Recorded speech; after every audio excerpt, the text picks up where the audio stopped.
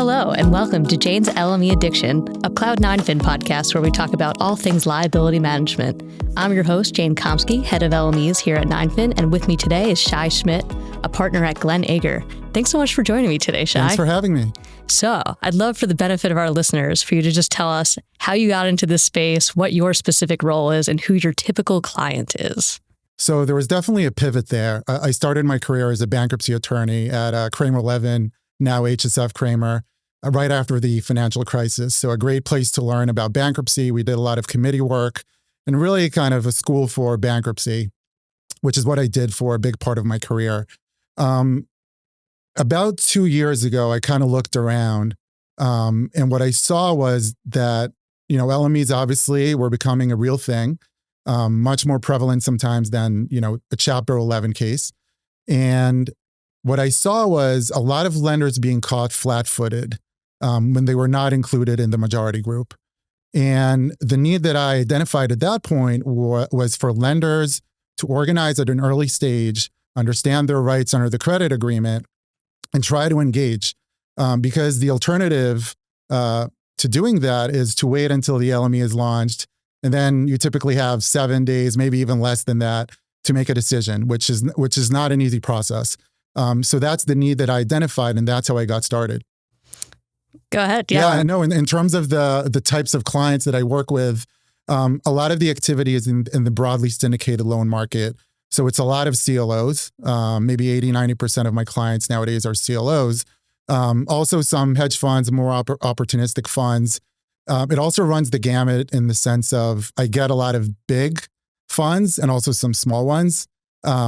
It's important to understand it's a changing cast of characters. You could be in the majority group in one LME, and then the next week you'll be in the minority group. So I really get to meet a lot of new people on a weekly basis, which is one of the perks of my job. Yeah, and it's so interesting because I feel like in the bankruptcy context, you don't typically see that. The big players are often the same big players playing the same role, whereas in the LMEs, you never know what position a given fund will be in any capital structure, and when that capital structure might be sort of looking to shift in the way that it's working. Yeah, that's absolutely right, and one of the reasons for that is, to an extent, it's a numbers game. You look at a majority group, could have 50-something percent, 60-something percent. There will be some sort of an analysis. Okay, how much do you need to have in the capital structure to be included in that group?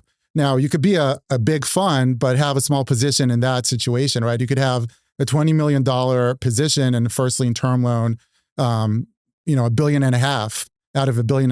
That's, sometimes it's not enough to get into the majority group. And that's why that phenomenon is happening. And I feel like you are really perfectly positioned in this space because you're kind of like a double threat. You have both litigation and corporate experience. And as much as bankruptcy also is very driven by, well, what would happen if we litigated this issue? LME is even more so. There's always the threat of, well, obviously, if this certain group is left out, they're going to think about litigating. And depending on what the mechanics are, they might have no choice but to litigate. And so, yeah, are you constantly sort of giving the both sides of here, we can approach this, or we can approach this with the carrot or the stick?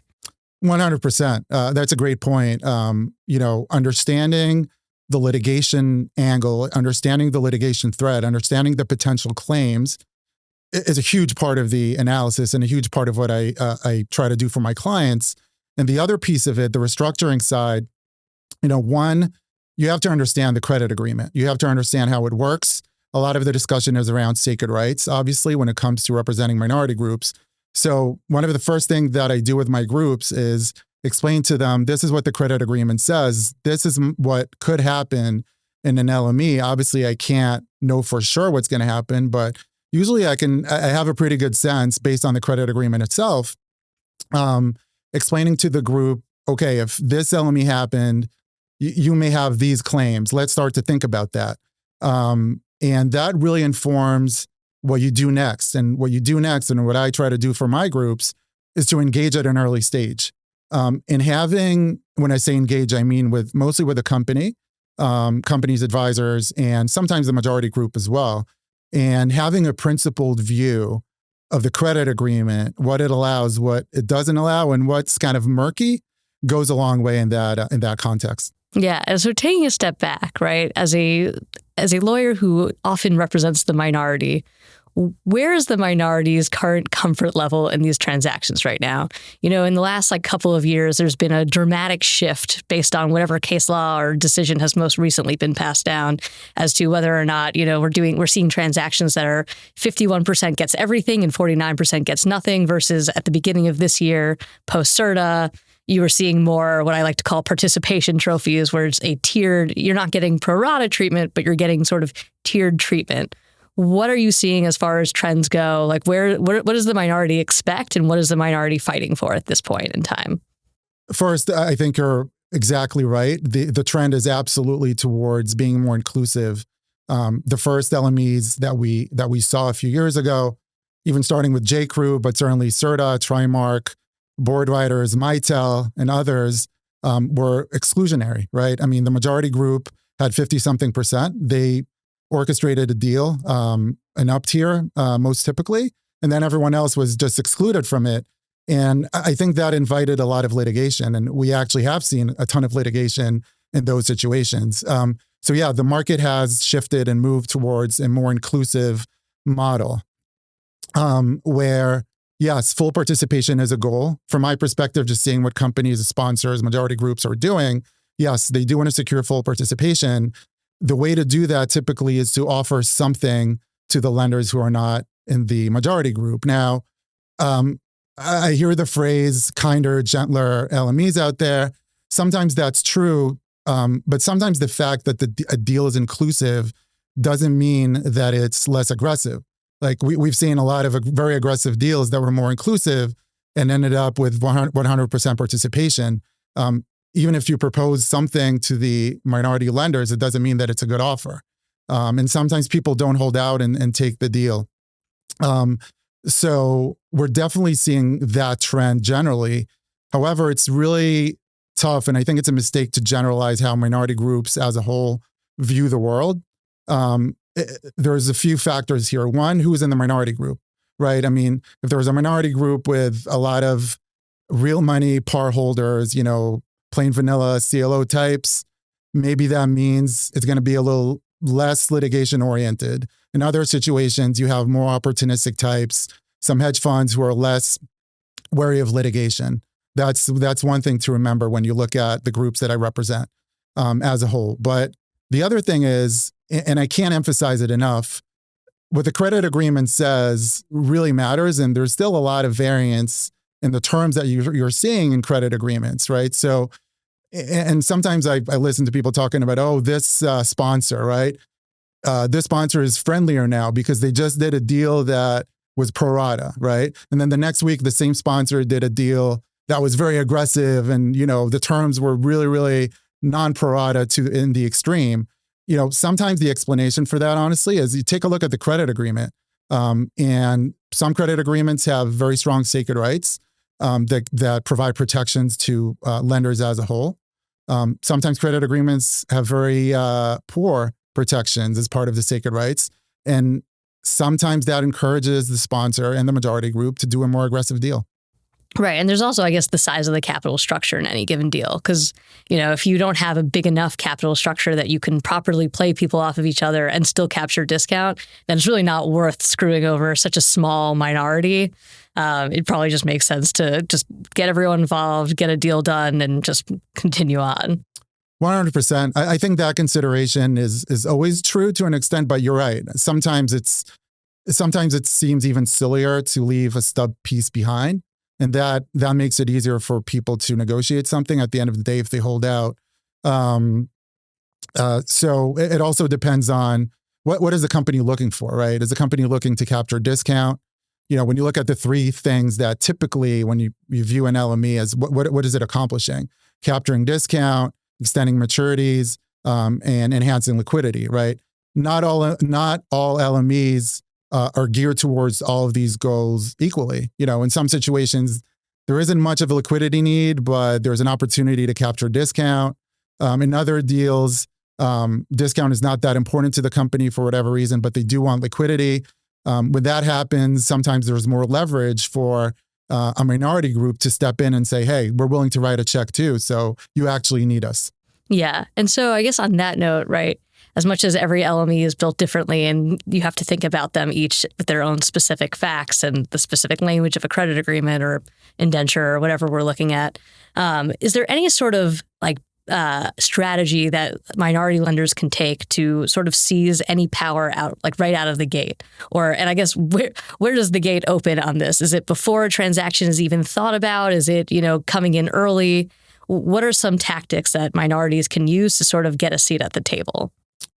Yeah, so great question. I think there are two main keys here. One, you have to organize early. There is some temptation, I would say, sometimes to kind of wait and see what happens.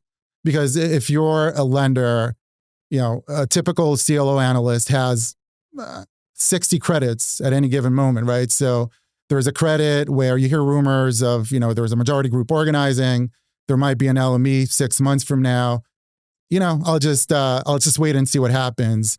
I encourage people not to do that. And I try to do a lot of the legwork myself. And I call people, I see who's on the lender's list, and I talk to people. And I encourage people to organize early and be proactive, because there's zero downside in organizing and having a group of lenders who are not in the majority group ahead of time. Waiting, like I said before, waiting for the LME to be launched and then do something is probably a mistake. So that's one. Two, I think another very important key is to really understand what the credit agreement says. And this is a theme. I keep saying that, and I believe it's true. This is where I come in, helping people understand the protections that they have. Because from my experience, my point of view, the advisors on all sides here are very smart people. They want to hear, if I want to engage with them, having a principled view that I can present on behalf of my group based on the credit agreement and based on the needs of the company goes a long way. So the goal is to engage, really. You want to engage. Sometimes there's factors that are not under my control. I can have a group, but sometimes I won't have anyone to talk to for a month or two. But yeah, at some point in a lot of the situations that I've been involved in, I've been able to engage with the company at an earlier stage before the LME was launched. And typically that brings much better outcomes for my groups. Yeah. Okay. So, right. So organizing early is important, but let's also talk about, I guess, like specific sacred rights. Mm-hmm. When you're looking at these documents, right, that seems like the crux of any argument is going to stem from, well, what are the sacred rights involved in this loan doc? And so are you noticing any sort of patterns or trends that there's been an expansion, or there's been or that they've been smaller, or that they just are, like, what are you seeing by way of sacred rights that makes you say, like, here we definitely have a case versus here, like this is something that we could potentially litigate, or this is something that we should get in right away? What are you seeing in way of sacred rights these days? Yeah, so I would say there are a few sacred rights that I would love to see in every credit agreement from my seat as a lawyer for a minority lender group. One of them is a pro rata sharing sacred right. And it's a very important provision in every credit agreement. Just to paraphrase what most of those provisions say, lenders must be treated equally in terms of the collateral, right? If the agent collects any payment, it has to distribute that collection equally between all lenders. And it should be, from my perspective, it should be a sacred right in every credit agreement. What I've learned in the last year or so, it's some credit agreements don't have that sacred right. Really? Like, not at all? There's no pro rata sharing provision? Correct. Huh. And the tension that I'm seeing there, and I don't want anyone to think, listening and watching this, to think that I think there is no arguments if that's the case. And one of the reasons that I say that is when you look at the CERTA ruling from New Year's Eve of last year, a fun day for all of us, the first sentence in that opinion from the Fifth Circuit, I think I'm going to paraphrase a little bit, but it says that ratable treatment is an important background norm in corporate finance. Maybe that's actually that's exactly right. Okay. Yeah.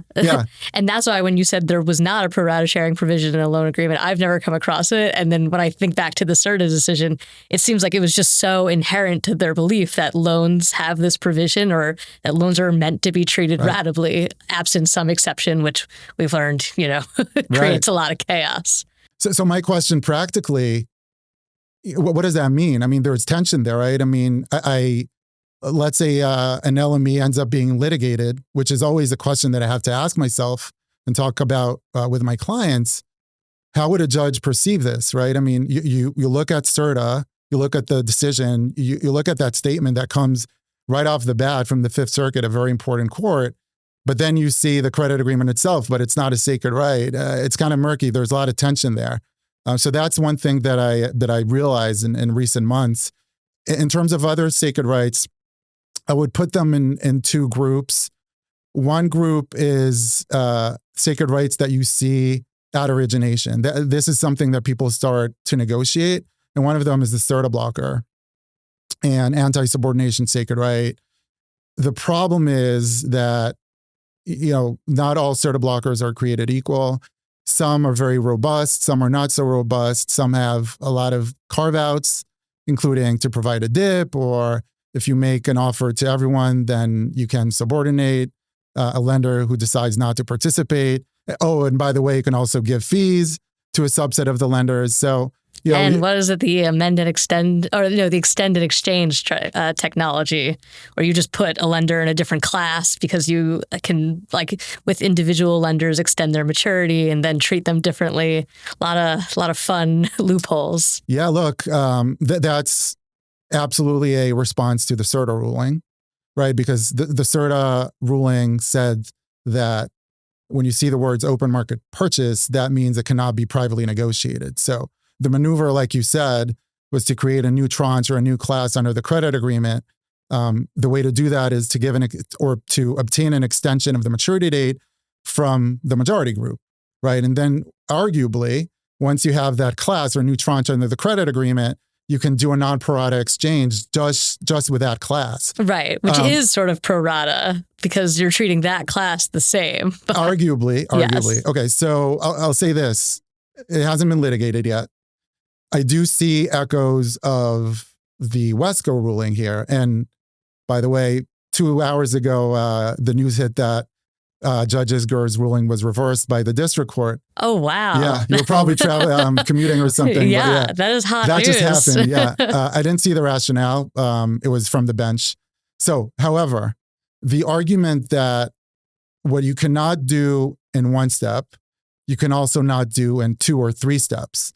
That resonates, right? So the integrated doctrine, right? Yeah, you could call it that. Or integrated transactions doctrine. Right. Judge Isger said, I don't even have to integrate the transaction. It's just self-implementing, right? It's a domino effect where we did one thing that led to the other. It was clear when the participants in the transaction undertook the first step, they already agreed to undertake the second step as well. So self-implementing. So I don't know. This is the question, right? You do an extension and everyone understands that tomorrow you're going to use that new class and you're going to use that to do a non-pro rata exchange.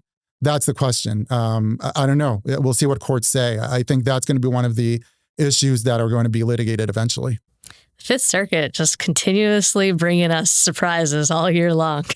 Yeah, we'll see if Wesco is actually appealed. I mean, that was the district court, so right. I guess I'm not involved in that case. That I'm sure it's going to be appealed to the Fifth Circuit. So yeah, we'll see what the Fifth Circuit says. Maybe by New Year's Eve we'll get a good one. That'd be a good timing for it for sure. Yeah. So I guess my next question is, we've talked a little bit about like when it makes sense to litigate and when it makes sense to deal. Is there any sort of hard and fast rule that you have, or is it just sort of the same of like you have to look at your credit agreement and then from there you'll know? But what drives, I guess, the decision to say, okay, this is something we can negotiate versus this is something that we just need to say, like, this is not going to be enough. Let's put on our litigator hat, and let's litigate this. I think an important thing to understand, and from my perspective, and my clients agree with this, litigation is a tool. It's a means to an end sometimes. It's not a goal. And people understand that. And, the litigation thread, the prospect of litigation is an important driver of the process, and you can't ignore it. One of the biggest leverage points that I have when I represent those groups is the fact that, this could be litigated. I think to your question, a lot of it has to do with who's on the other side too. Some some sponsors will really place a lot of premium and value on having full participation, which makes it easier at times to get to a deal. Some sponsors are less concerned about that. And it also depends who's in the majority group and how aggressive they want to be, right? I mean, if the majority group wants to have a very non-pro-rata deal and they don't have a lot of appetite to negotiate, then it's a problem, because at the end of the day, in some of those deals, the deal hinges on the consent of the lenders in the majority group. So there's no one size fit all, I would say. And every situation is different. I can just tell you from my perspective and my track record, I've been able to get to an agreement and negotiate a deal in a lot of those LMEs that I've been involved in. So litigation is certainly not a foregone conclusion. Interesting. And so I guess my next question is, as far as the future goes, where do you see minority rights? Where do you see treatment going? And are there any specific tools that you think will really influence that? And sometimes, that's like a specific provision or a specific sort of maybe like a co-op agreement or the way that changes. Yeah. Is there any sort of what's going to influence how we're going to see minorities treatment in the future? Yeah, I mean, I think there's a lot of push and pull there. And I did mention before, there's a few types of sacred rights. I didn't really complete that point, and it relates to your question. One type of sacred rights that we're seeing, like the CERTA blocker, you see that a lot at origination. There's another type of sacred rights that you typically see only post LME. So at-home double dip blocker, Encora blocker, Envision blocker, those types. Yeah, Trinseo, I think, was the deal that had just a full-on LME blocker. Yes, you see LME blockers in some of those deals. Right now, it still mostly appears post LME, so you won't see it currently very often at origination. So typically, when my client will send me a credit agreement, I won't see those blockers. So where is it going? I think a lot of it has to do with how those credit agreements are negotiated at origination, right? So, like I said before, a lot of my clients are CLOs. CLOs do not really, generally speaking, do not negotiate those agreements, right? There's an arranger that negotiates the credit agreement at the outset. And some CLOs are not even allowed to negotiate those credit agreements for different reasons. And the other point is, a CLO will get a covenant grid, for example, for a new loan, and they'll see, okay, there's no CERTA blocker here. So, okay, I want a CERTA blocker. And they send that, the arranger sends that comment to the company, and the company sends back a new revised credit agreement with a CERTA blocker, but 1 million carve-outs. But then there's 2 hours to consent or to sign or not to sign. So there you have it. You have that type of CERTA blocker that's not ideal. The other point here is that, again, in terms of negotiations and leverage, the CLOs generally, they need to deploy capital, right? I mean, there's a lot of capital out there. People are chasing deals generally. Borrowers have a lot of leverage when it comes to that. So with the push and pull that I described, we're pushing for better protections at origination. On a macro level, when you look at all the factors that I just described, I think there's going to be still flexibility in credit agreements to do those LMEs. The other point is that even when you have, for example, a court ruling like CERTA that limited the ability, or at least ostensibly limited the ability to do non-pro-rata deals, there's very, very smart advisors on the other side coming up with ways to get around those issues, right? And we talked about the arguably get around those issues. So yeah, we talked about the extend and exchange, and it's just going to continue for those reasons, in my opinion. Yeah. So I guess there's still hope for the minority is kind of the bottom line. Absolutely. There's always hope. And again, it strikes me as a very, very inexpensive proposition. I see no downside in organizing early. And what's the worst case? Like, worst case, you don't get engagement, right? And there's an LME, and then you have to make a decision. You would have been there in that at that juncture anyway. So what do you lose by trying to engage before that happens? And on top of that, it definitely makes for a better pleading or a complaint to say, we tried to talk to the company, we were there early, and they refused to engage. So there is potentially another path that they could have chosen that wasn't this one. At least I feel like that's a more sympathetic, at least narrative, in my opinion. No, I think that's right. That's an important fact. When something does get litigated, obviously the other side will argue you should only look at what the credit agreement says. But yeah, you never know. There's a lot of different judges out there, and you never know that fact would actually be important in the view of some judges. Well, thank you so much for coming in and joining me today. My pleasure. This was fun. Great. And thank you so much to our listeners. If you have any questions or comments, please reach out to podcast@9fin.com.